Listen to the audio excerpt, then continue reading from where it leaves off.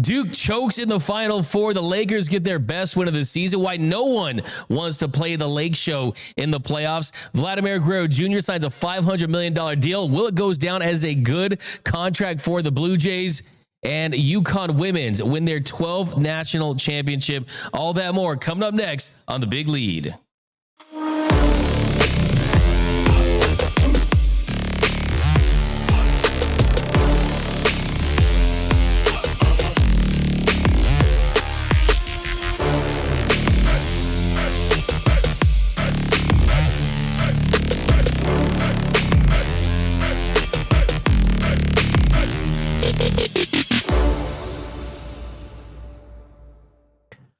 What is up, and welcome to The Big Lead. My name is Doug McKain. You can follow me on X and Instagram at DMac_LA. If you haven't yet, do me a huge favor. Subscribe to The Big Lead podcast, the hottest stories in sports in less than an hour. We got my man J-Rob rocking with us as always. We'll check in with him in a bit, but we've got so much to get into. So let's get right into it.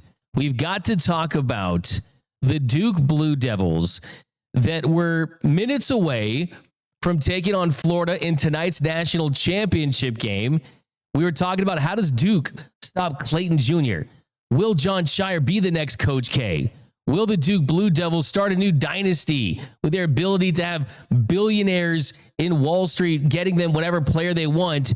And all of a sudden, Duke suffered the worst collapse in the history of college basketball in the Final Four. Duke had dominated most of the game. Every time Duke needed a shot, needed a bucket, you get a Cooper Flag three, Con Knippel shot, make some free throws. They were keeping the Rockets at a distance, or the Houston Cougars at a distance all game long. And then all of a sudden, that Houston defense, that suffocating Cougars defense, it took their toll finally. And with 1:26 left, Cooper Flag, he drained 2 free throws. That gave the Blue Devils a 7-point lead. And then all of a sudden, the wheels fell off. Houston, they closed the gap, and you saw the final couple of minutes there.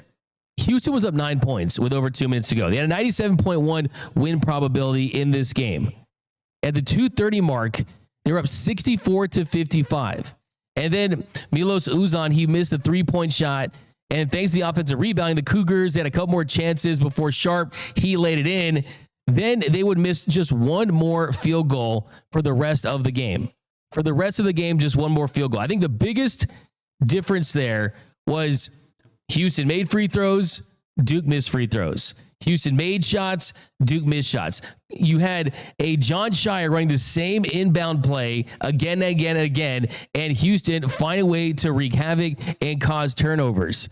And in this one, I think at the end, when Emmanuel Sharp lays it in, and they're able to cut that lead even more, well, the big difference there is when Houston hits the three and they pull within 3, and then the very next possession, they get the ball back, and then they're trying to get a shot. They are unable to get the shot there, but then they cause the turnover, and then they shoot the 3, miss the 3, and then they get the putback dunk. That was the best thing that happened to Houston and the worst thing that happened to Duke. If Houston makes that 3 right there, then the game is tied. There's 25 seconds left in the game, and then Duke just holds the ball, and it's either we win the game or it's overtime. But instead, they get the ball in. Proctor goes to the line, and Proctor has not been a good free throw shooter in these clutch moments. He was 0 for 9 against NC State.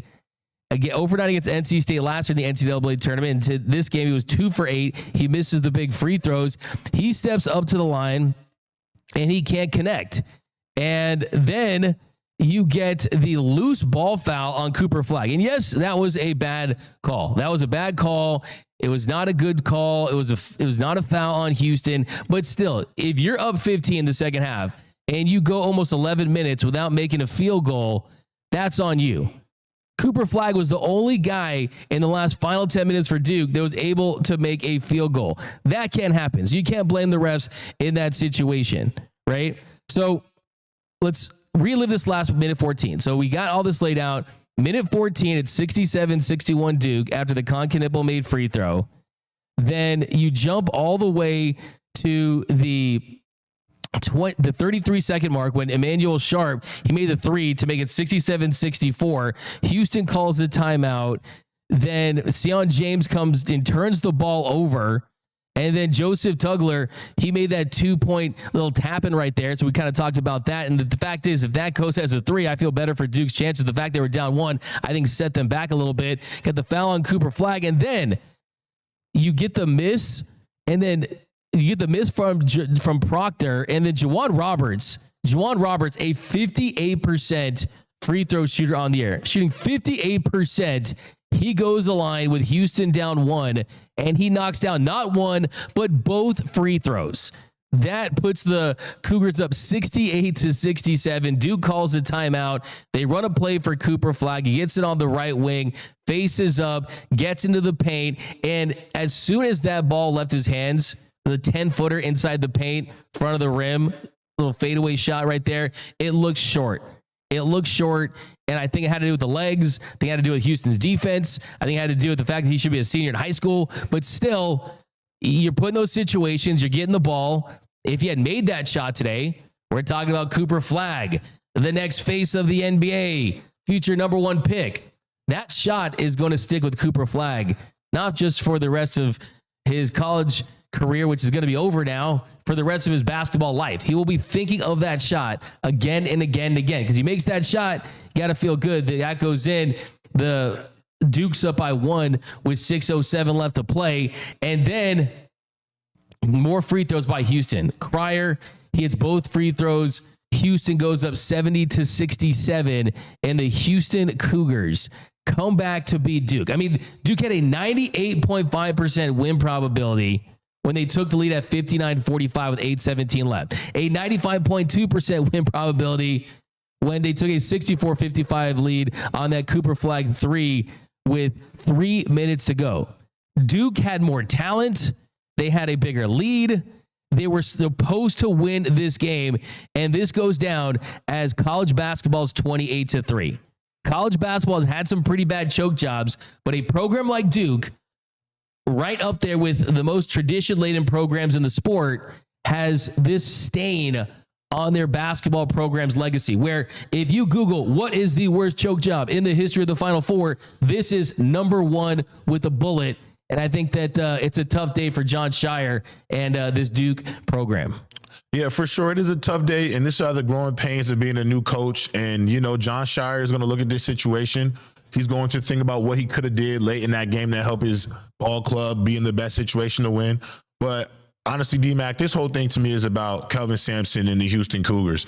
This is a coach, which honestly feels storybook. This is a coach in 2014 who was in the school library at Houston asking students to attend Houston Cougars games. This is a guy who believes that every auxiliary staff member is built through the system at the University of Houston.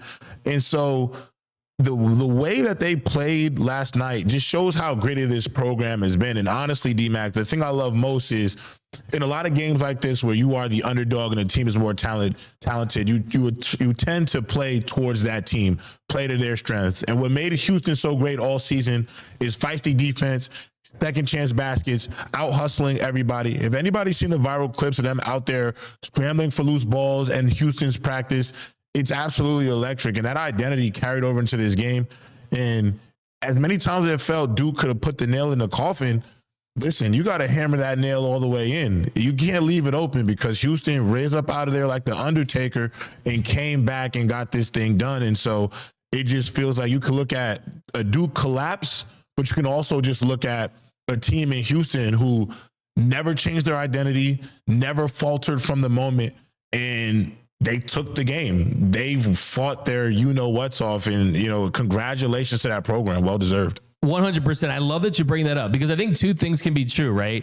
I think that Duke, they did have just, you might as well call Duke puke because they bombed it all over those Blue Devil jerseys. Yes. It was the worst collapse choke job in the last minute of a college basketball game on the biggest stage that we've ever seen. But when you just focus on what Duke didn't do, you dismiss what Houston did. Yeah. And that was get big stops, create the turnovers they needed to create. I mean, they had 4 dudes up across the half court line, and they looked like an elite secondary. Yeah. Like, I mean, you're a college football player. They look like they had the hips to move like they were elite cornerbacks and safeties out there. And they created the deflections. They made the 3. They made the free throws. And I think they were just in Duke's head a little bit, saying, hey, we're not going away. We are. It was basketball's version of tortoise and the hare, right? They were the tortoise. Duke was the hare. It looked like they were running and laughing, making threes. We're going to coast to the national championship game. We got the best team money can buy. This is a coronation for Duke. And all of a sudden, those Cougars, I don't know if you saw this after the game, SportsCenter, they posted on Instagram that the Houston team, their average time to run a mile is 5:19. Yeah, I did. And they held Duke to 1 field goal over the final 10 minutes of the game. It's the conditioning that really allows Houston to stay in games. And they've done this all year long in the Big 12. Kelvin Sampson pointed that out after the game, that has kind of been their MO all season long. And you just held this Duke team down the stretch, and you're able to get that big win. Jon Scheyer, I mean, did he help this team enough? I think it's kind of one of those things with Coach K in the building. With Coach K in the building, the natural thought is, does this team lose if Coach K's there?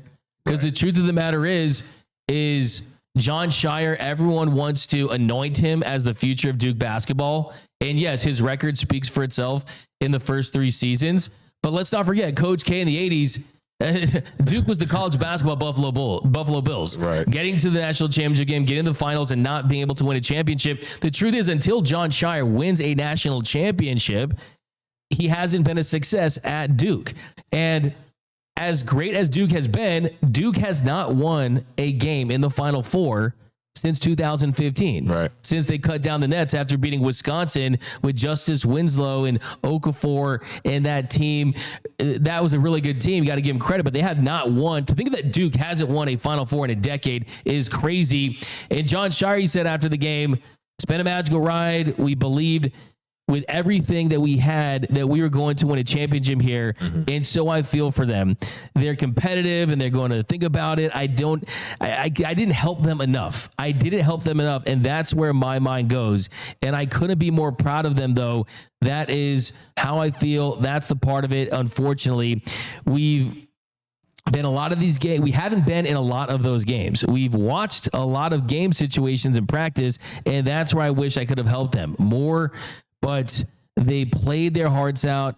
They knew it was going to be a tough game, and I feel for our guys. So he says that, hey, we haven't been in those games because we've been so dominant all year and this and that. And I think that that's the nature of college basketball these days. We've seen with the Boston Celtics, with Jaylen Brown and Jason Tatum, all those years knocking on the door, but getting eliminated in the playoffs. It was, hey, these guys are young. Let's run it back. And at some point, like we saw last year, you're going to get your championship. I think when you hear the disappointment in Jon Scheyer's tone, it's because he knew that with Con Knipple, with Cooper Flagg, that this was the only chance he was going to get with this group. And unfortunately, they fell short. So, yeah, I mean, it was tough. You feel for Duke, but and I'm not going to sit here and say, oh, Duke loses, America wins, or anything like that. I'm not going to take my victory lap because I took Houston in this game. Insane. But great job. It was, hey, look, trust me. That was great. They could have been playing McNeese State. I would have taken. People don't realize the text we were having. We both were, I was shaking texting. No, I was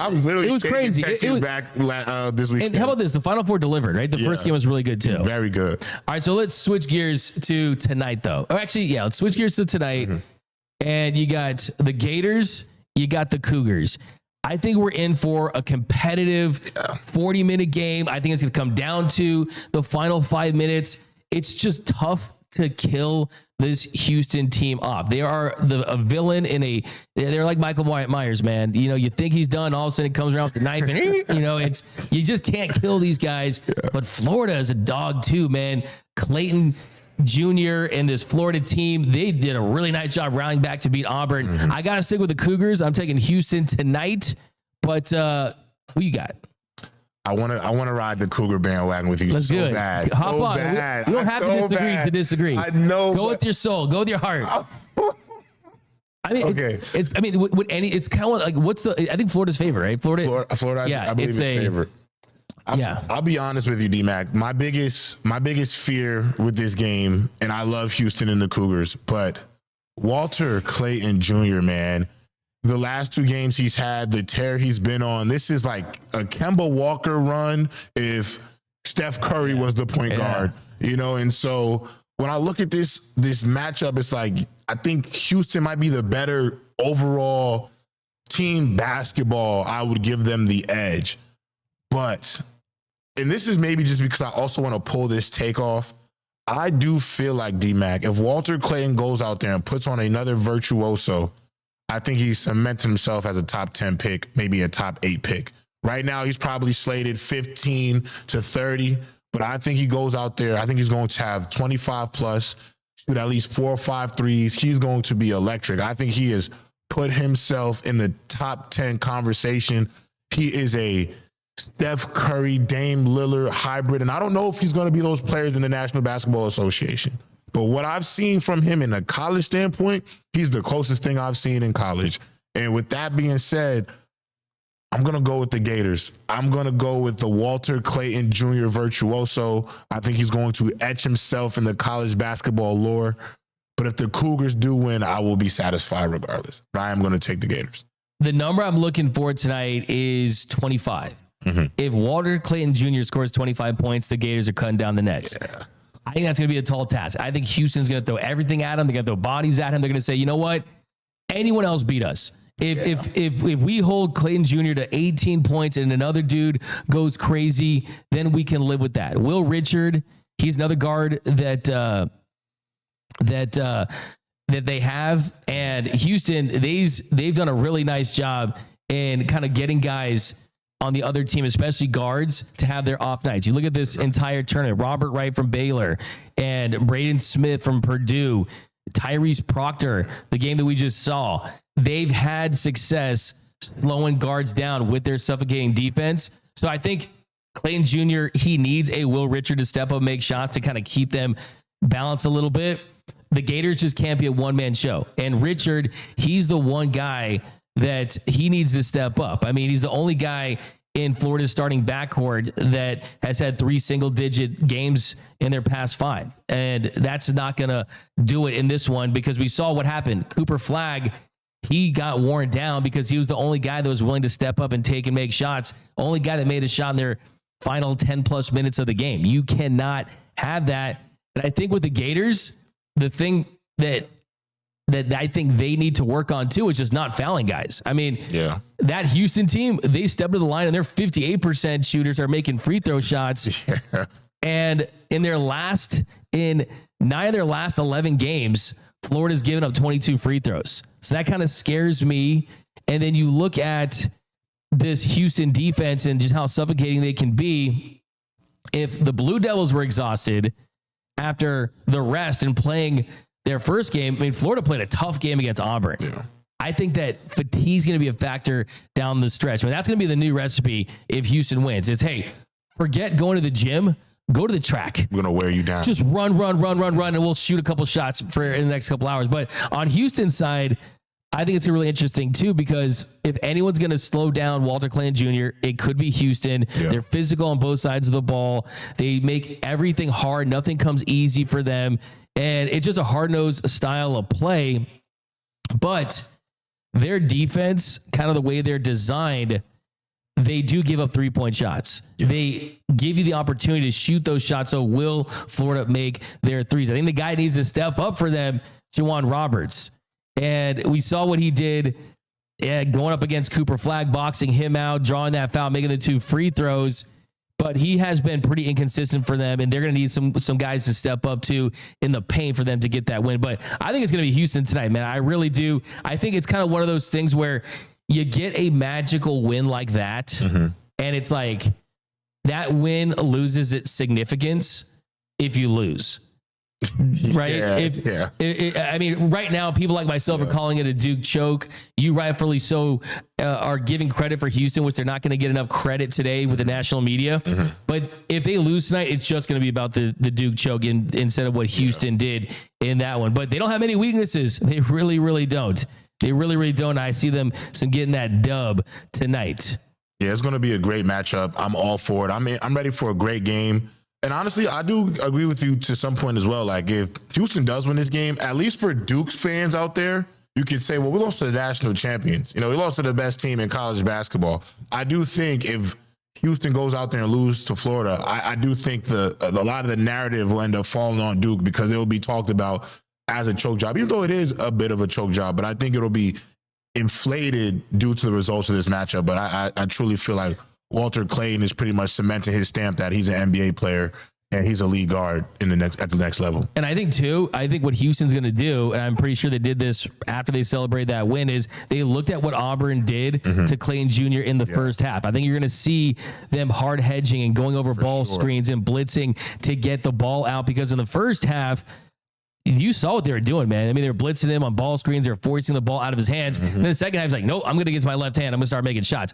Great. It's tough to keep great players down for 2 halves, 4 quarters, 40 minutes, 48 minutes. Clayton Jr., though, he could have that magic sauce, right? And that's kind of what I'm worried about on there. And I go Houston 72-68. 72-68 in this one. Want to throw out a score just for funsies? I'm going to go, I think it'll be a higher scoring game. I think these are definitely 2 teams who can go, if the game dictates that, I think they can both go up there and run up the count.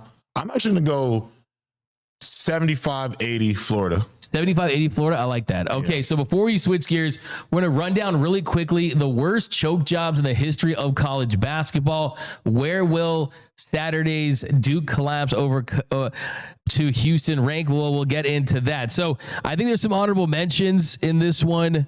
I mean, yeah, I remember that 2012 Ohio State, Kansas. That was pretty bad. 2023 Florida Atlantic versus San Diego State. The Owls were up 56-42 with just under 14 minutes. San Diego State came all the way back. They win 72-71.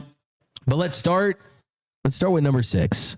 And that's North Carolina versus Kansas in the 2022 National Championship game. North Carolina, they were up to 16 in the first half. They went into the halftime locker room up 40-25. The Heels started the second half with a 90.5% win probability.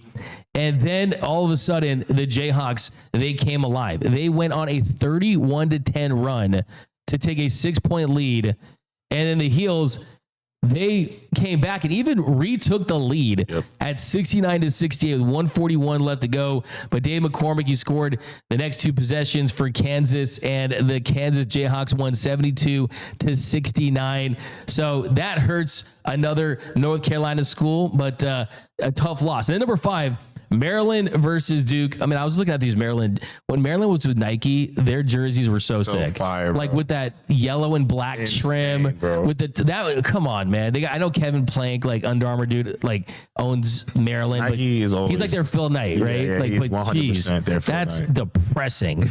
But Maryland versus Duke, 2001 national semifinal. This Duke team was a super team back in the day. Shane Battier was the leader of that team. And Maryland, they were up 39-17.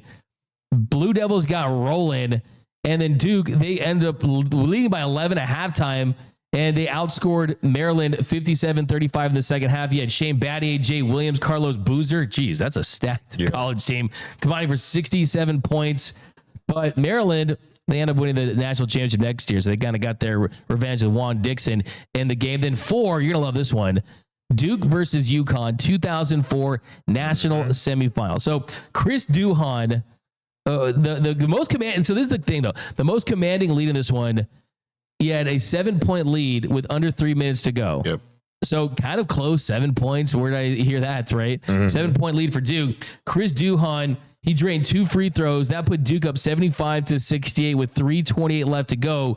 And from there, Duke, they probably needed just to hit one more shot, make a couple free throws, a 3, anything, and they would have won. But it was a massive collapse. Dang missed a free throw with 2:48 to go. Daniel Ewing missed a mid-range jumper with 2:12. Duhon, he gets stripped. UConn caused the turnover with 136. Dang misses a 3 with 46 seconds. Then J.J. Redick, future coach of the Lakers, he got stripped with 14 seconds left. So led by Emeka Okafor, UConn, they go on an 11-0 run. And then Duhon, he hits a little 3 at the buzzer.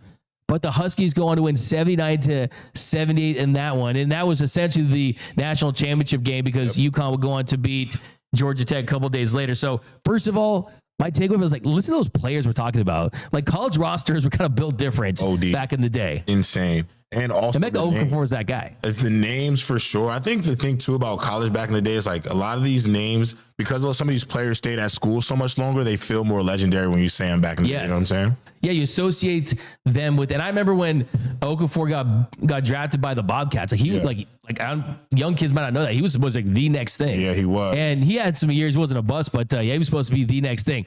Okay, top three now. Auburn versus Virginia, 2019 national semifinal. You had a 4-point lead with 17 seconds left. Anthony McLemore, he had a free throw that put Auburn up 4 with 17 seconds. The Tigers had a 92.4% chance to win that game, but then it was a disaster after that. First, the Auburn Tigers, they allowed Kyle Guy three with 9 seconds left. And they were playing with no threes, right? They were saying no three defense. They give him a 3. And then Jared Harper, he hits 2 free throws. And then they saved the worst for last. You had Samir Dowdy. He found a 3-point shooter, and that puts him in the line. He made all 3 free throws. Guy did. And then Virginia goes up 63-62. So you can't foul on the 3-point shot, especially when you're playing no 3 defense. Virginia had a 10-point lead with 5:24 left to go. Auburn just comes all the way back, but you blow another 4-point lead late. That was absolutely painful. 2, Memphis versus Kansas 2008 national championship. So this is the first one that popped into my mind when I was watching the Duke game, because Memphis should have won that game. But the difference here is it was the slow bleeding that Duke had, right? It was these like 10 minutes of just death for Duke. This one, it was the last 2 minutes. Mario Chalmers and Kansas went crazy. You had a 9-point lead though with 2 minutes to go for Memphis. And heading into the 2008 national championship game, a lot of people mentioned that Memphis team, their big Achilles heel was the inability to hit free throws in clutch situations. And boy, did they turn out to be right. Yeah. Chris Douglas Roberts, he missed the front end of a 1-and-1 with 1:15 to go. Then he missed a couple free throws with 16 seconds to go. And they would have been fine if Derrick Rose just made both of his free throws with 10 seconds left, but he missed one. And that opened the door for Kansas. And then Mario Chalmers, he had a game-tying 3-pointer with under 4 seconds left. And the Jayhawks, they win in overtime. And then coming at number 1, you can call it recency bias. You can call it whatever you want, but it's got to be what we saw on Saturday. It's got to be what we saw on Saturday with the Duke Blue Devils having a 98.5% chance of winning at one point. You broke it all down, but I think that goes down as the biggest collapse in the history of college basketball. Okay, switching gears to the association. Lakers absolutely dominated the Oklahoma City Thunder yesterday. It was a blowout on the road. The Lakers win 126-99. It's the first time in almost 4 months that the Thunder were held to under 100 points. And the Lakers absolutely exploded from beyond the arc. They had 22 threes. Luka Doncic scored 22 of his 30 points in the first half. He also had 7 rebounds, had 6 dimes, had 2 steals.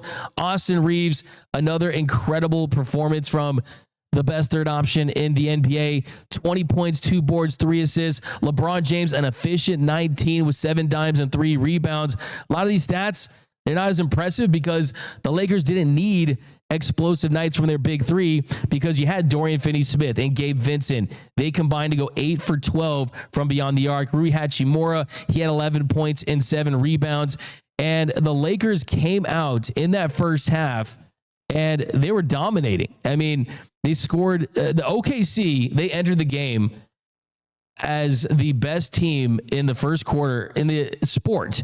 Average, and the Lakers went out there and you had 42. You had 42 after the Thunder had held teams at 26.4 first quarter points all season long. The Lakers were 15 of 21 there, 7 of 9 from 3. Doncic went crazy with 14. Reeves had 7. Lakers had a 10-point lead after 1.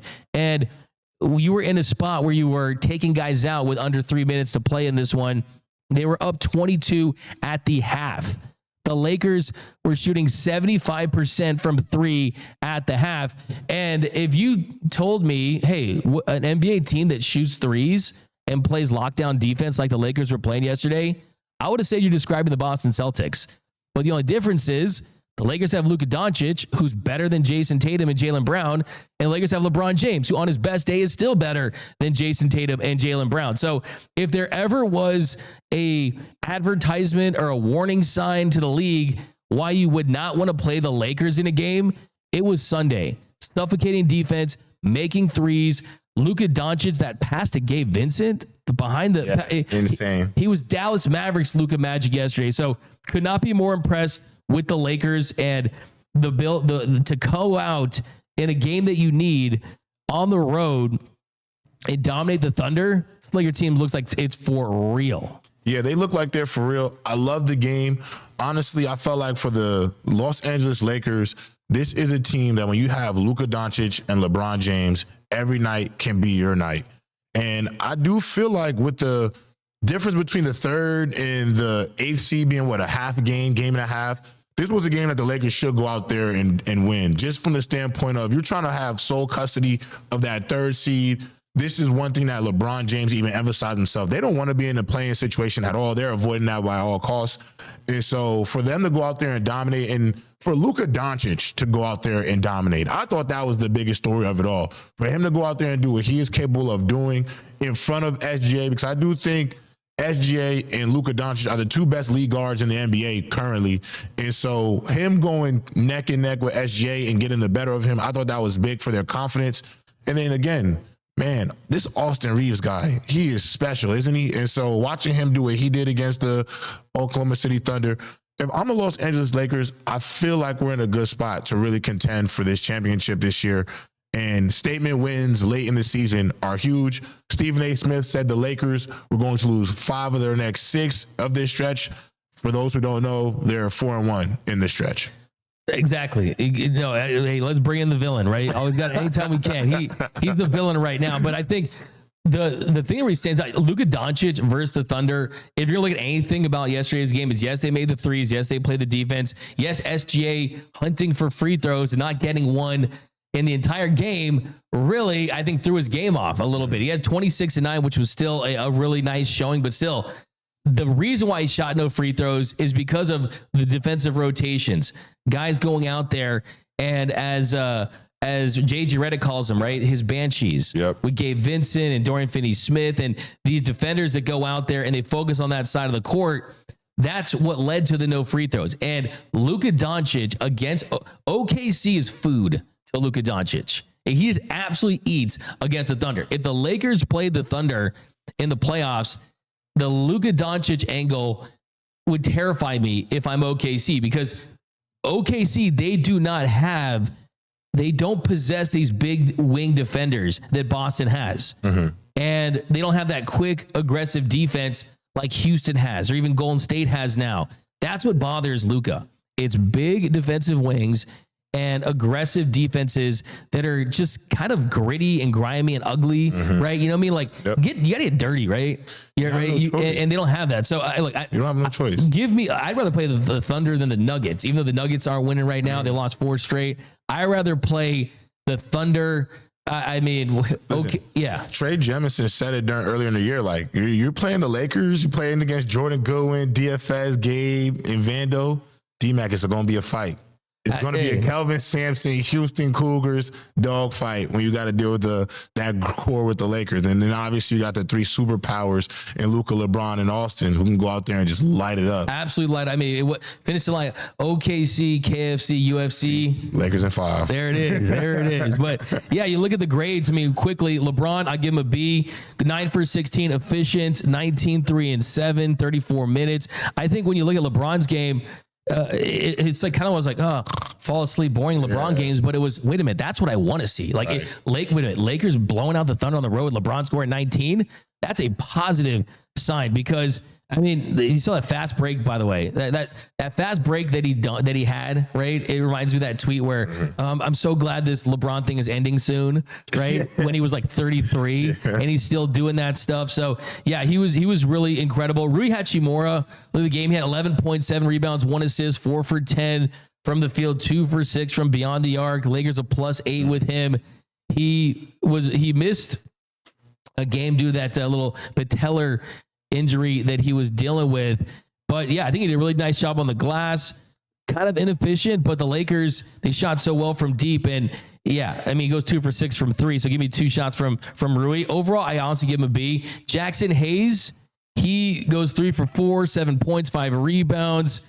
The game started with that Jackson Hayes dunk, a nice little a way to set the tone, but he was cleaning up the glass. I mean, OKC, they were starting to mount a comeback, and then Hayes had that big dunk in traffic, stepped up, make a big shot right there in a big moment. So, look, you don't need A, B, or C. You just need like a C-level starter play for him, and that's B quality for Hayes. So he gave his B game, and I think that's what the Lakers needed. Austin Reeves, not even the best Austin Reeves game. 7 for 15, 4 from 8 from beyond the arc, 20 points, 2 rebounds, 3 assists.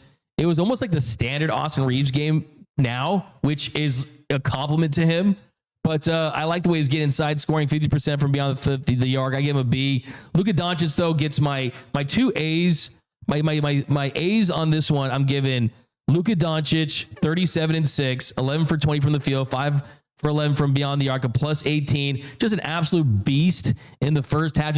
I like when he was bullies defenders, and he was doing that, scoring in the paint, hitting threes, had some great passes. He had 22 points, 5 assists at the half that gave the Lakers that 22-point lead.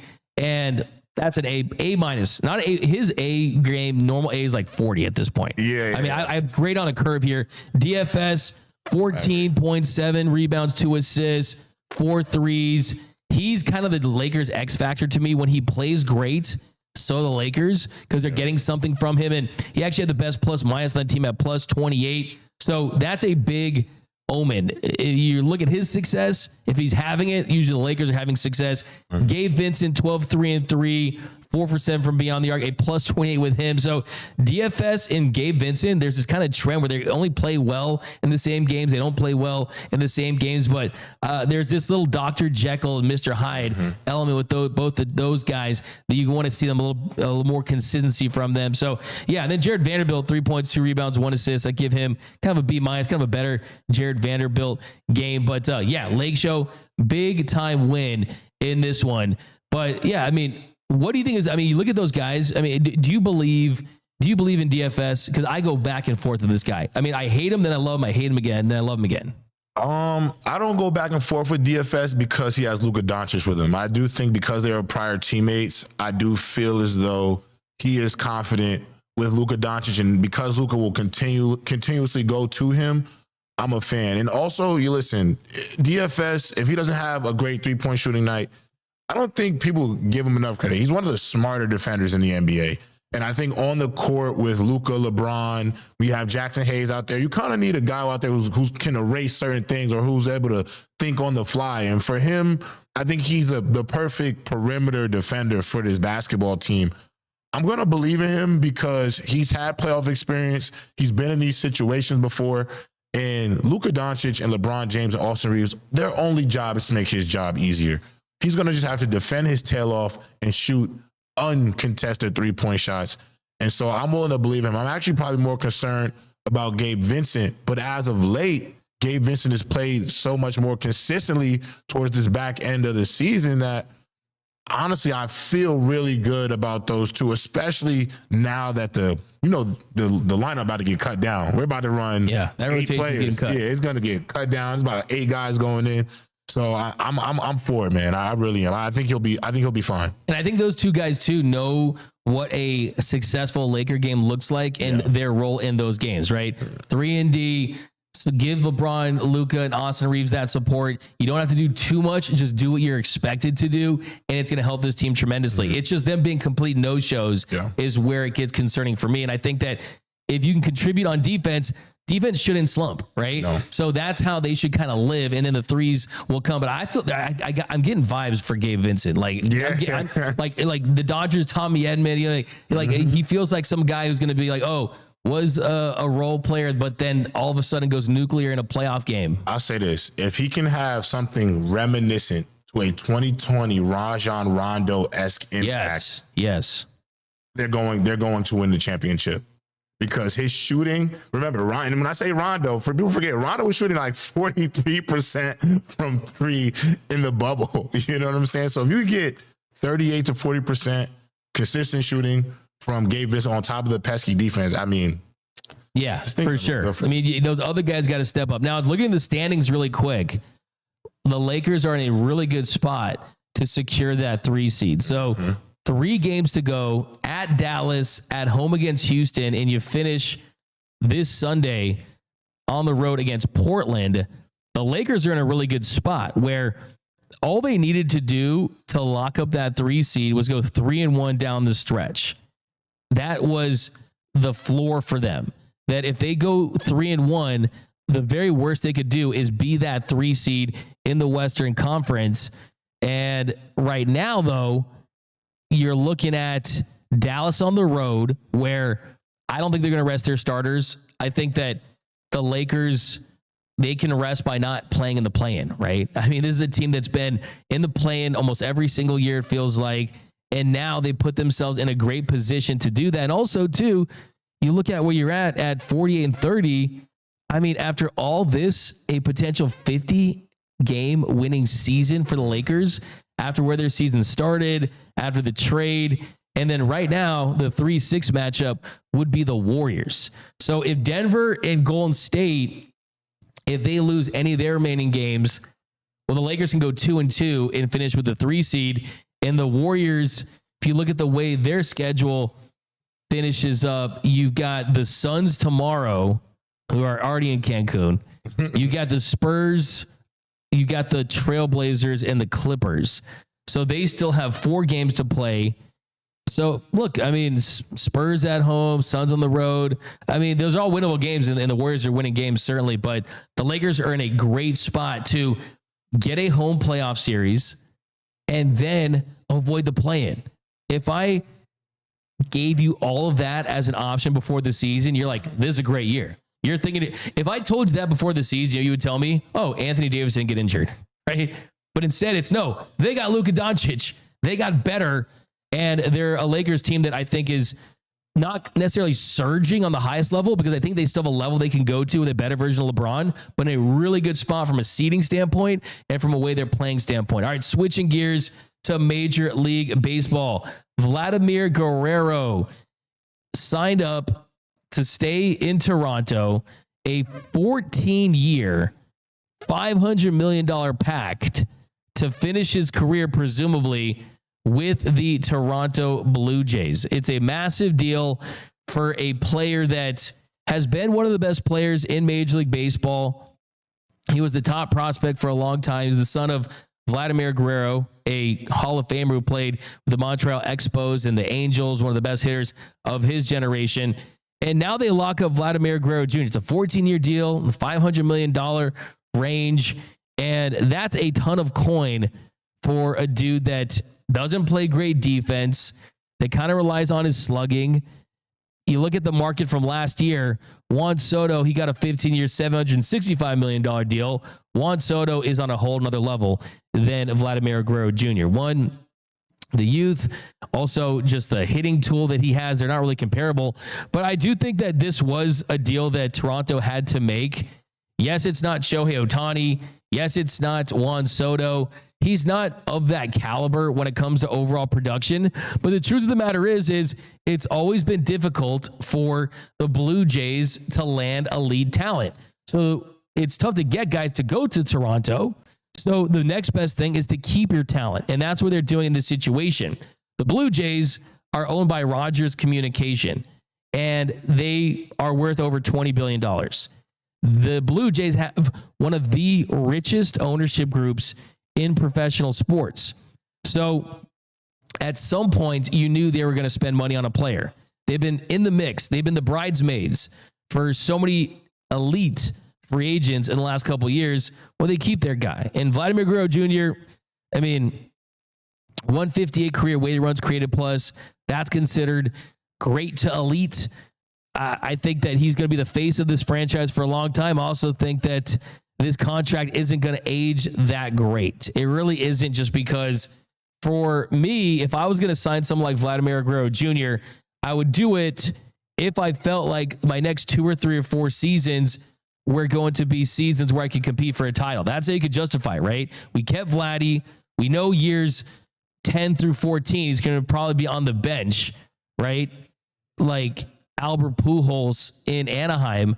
But if you had won a title in that stretch in the early part, and he was a big reason why, then you could feel really, really good about it. But I just don't think that Toronto, playing in a tough division, I just don't see them putting a championship roster around him in the next 3 or 4 years. I mean, Blue Jays fans are going to be probably upset about that, but I just don't see it. I just don't see it. But good for them. Good for them. Good for the Toronto Blue Jays going out there, taking a big swing on a current player.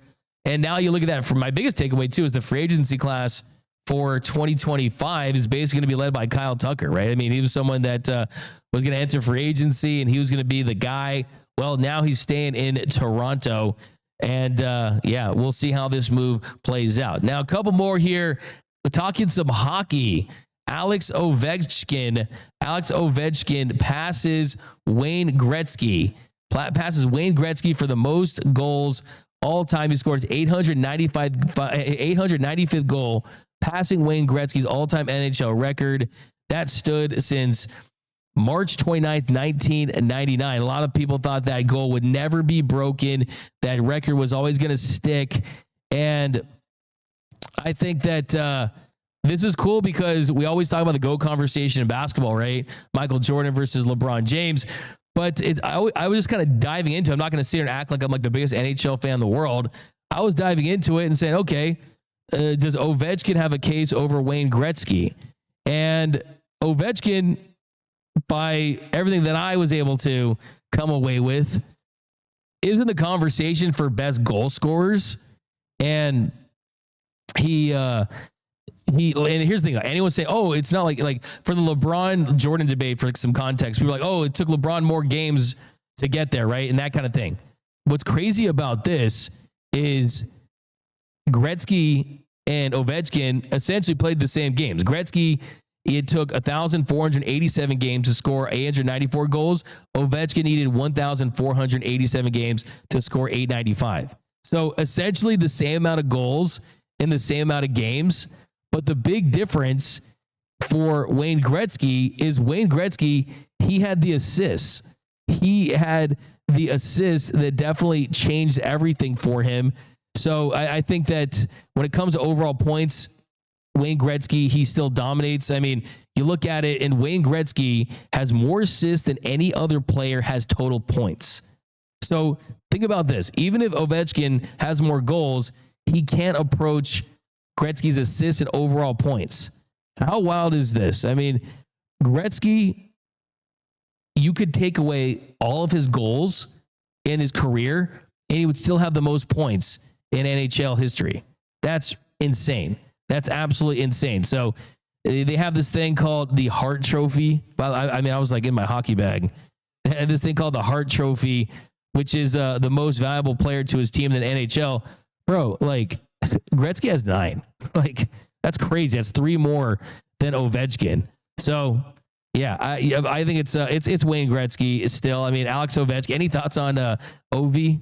J-Rob? I mean, it's awesome. Honestly, I feel like Ovechkin has been in the NHL forever. I feel like my entire lifetime, it feels like. So watching him capture this was a really cool moment. I love the way that he interacted with the goalie after the game, who he scored his record-breaking goal on. I love that Wayne Gretzky was in attendance. He's definitely in the conversation for one of the greatest of all time. I still think at the top of the list it's Wayne Gretzky, and it isn't close. I mean, just the numbers of dominance compared to the rest of the field in the National Hockey League, you really have to still give Wayne Gretzky the nod. However, Ovechkin is a legend. I'm happy for him. I mean, he is one of the premier names in hockey, especially for those Americans who don't always, watch a bit. I know who Alex Ovechkin is, even for the casual viewer. And so congratulations to him. A phenomenal career. And I didn't realize how old he was either. I mean, my man had that gray. Yeah. Yeah. Yes. Hockey dudes can play long. They're like in their 40s and they're still productive. Such a physical sport. I don't understand it. No, the crazy thing to me, I mean, the way these guys can play a physical sport and still like go and deal with those bumps and bruises. And I mean, hockey players think are underrated athletes just in general, what it takes to, I mean, for me, it's like doing what they did if they were just running around would be hard enough, but to throw the ice skates in there, it's fun to watch. Trust me, playoff hockey, I'm all in. And I will say Wayne Gretzky, 4 Stanley Cups, Alex Ovechkin 1. He's got the Stanley Cup advantage. He's got the MVP advantage. And I think too that Ovechkin, I mean, there's something just kind of mythical about Wayne Gretzky, right? With the Oilers, with the Kings. I mean, you spend your whole career with the Washington with the Capitals. It's a little different, but I will say, just kind of looking at this, LeBron, I mean, look, if you're a Jordan guy, it's fine if you want to be a LeBron over Jordan guy, but I will say, if you're a Jordan is the GOAT guy, LeBron is like right there. LeBron is way closer to Jordan than Ovechkin is to Gretzky, based on the research that I did. And I think that the great one still is going to be the go for that sport. Okay, I'm going to finish up here for UConn. Oh, you know what? We ran out of time. No time for the UConn women's. No. Okay, so UConn absolutely dominated their way to another Final Four. They blow the brakes off of UCLA. UCLA, did they even get off the bus? Telling you, Corey Close hot seat season. But look, and then South Carolina, another great team. They just absolutely dominated. 82-59 win. It was another national championship for Gino Auriemma, the 12th in franchise history, in school history. And look, I mean, UConn already had set themselves apart from the rest of the field, but it did feel like maybe the last couple of years, like, is South Carolina a thing? Is USC going to win with Juju Watkins? And Juju Watkins, even that USC team without Juju Watkins, probably gave UConn the toughest test. Will UCLA find a way to step in and win as the number 1 overall seed? UConn is still UConn. They absolutely destroyed their opponents. And I got to give credit to Paige Becker. It's really cool to see Paige Beckers, who had dealt with some injuries. Also, there's that girl, the Asian one. She's from San Marino, right around the corner. Chen. There it is. Yeah. She's a beast. She went to Princeton. She actually won an Ivy League championship at Princeton. For Xavier Lee, I know you're in that portal. Come to UConn. But anyway, I'll say this. UConn is the most dominant basketball program in sports, men's and women's. And I'm putting us, we are the premier basketball program. The women have 12, the men have 5. I mean, Gino Auriemma is at the pantheon of college basketball. You need to put his name with the John Woodens of the world. His assistant basketball coach, CD, she's been phenomenal. They are the pinnacle of women's basketball. It's not close. They dominated South Carolina earlier in this season. For those out there who called my phone saying they can't dominate the same way again, they went out there and dominated the same way again. Sarah Strong, phenomenal freshman. No answer for her. She's going to be a potential player of the year candidate. AZ Fudd coming back next season. This was a storybook ending for Paige Beckers, 100%. She is etched in UConn lore forever. But, nothing is like this one is cool, but we're looking for the next one. And at the University of Connecticut, all we know is championships and AZ Fudd, Sarah Strong and company. We're going to do it all over again. It's going to be another back-to-back run. The rest of the college basketball world, look out. You all have to run through us. And good luck. The transfer portal won't save you. I love it. Talk your ish, because it's tough to debate with anyone. UConn women's and then men's now too. And I think that's how I would want to frame it too. It's like, it's not just women's, it's not just men's. It's collectively, they are the premier basketball school in the sport. I think they fell short this year to Hurley with Hurley's Huskies, but that Huskies team, they lost by 2 points to a team that could win national championship tonight, right? So, I mean, you could go back and say that they gave the national champion the toughest test. And it's just mind blowing when you think about it. Gino Auriemma, he took over the Huskies job in 1989.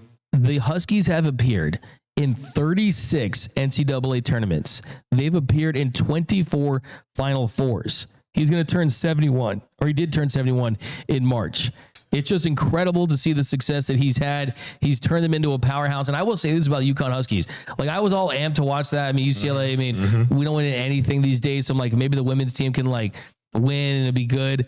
And then you watch the South Carolina game, like you watch UConn games and like, it's like you got to base, the only reason to watch is to see how pretty the basketball they're playing, because they're not fun to watch. They blow teams out and they're not competitive in the final 5 minutes, but that's how I would want it if I was a UConn fan. And yeah, give them all the credit in the world. Women's basketball is definitely better because of them. Yeah. But yeah, a 12 natty for UConn. How many do you think Gino ends up with in his career?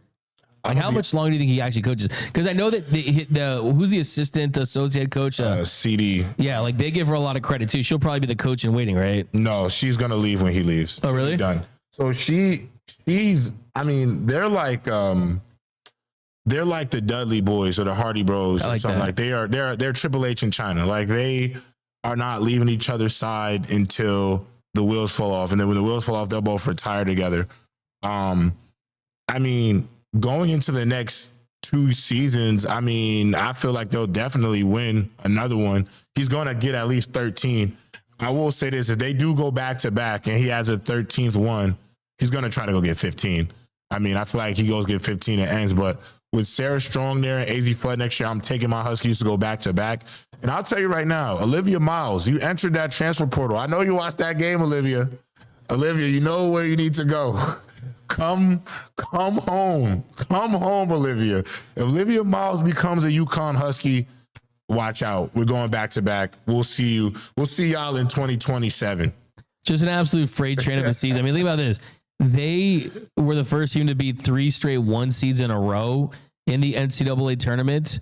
And they beat 3 straight 1 seeds, and they did it by an average of 23 points. I mean, that's just insane. If I'm Gino Auriemma at this point, I'm just like I'm just playing to know that, hey, when that's it for me and I'm out, like I want to like, you know, go to sleep that day knowing like no one's catching me. Yeah, I did. And I think that he's already there, but you get to 15, he'd be like, I don't care, 100 years, 200 years, 300 years, no one's catching my title count. And I also think it'll be impossible too, because DMAC, we have the portal, we have NIL, like the movement in college sports is so much different that like, I'll give him his flowers. He's dominating in this era of the new era, the older eras. I mean, he's found a way to make it work in every instance, and you know he's a legend. Put him in Mount Rushmore. Yeah, no, 100%. But that's gonna do it for this episode of The Big Lead.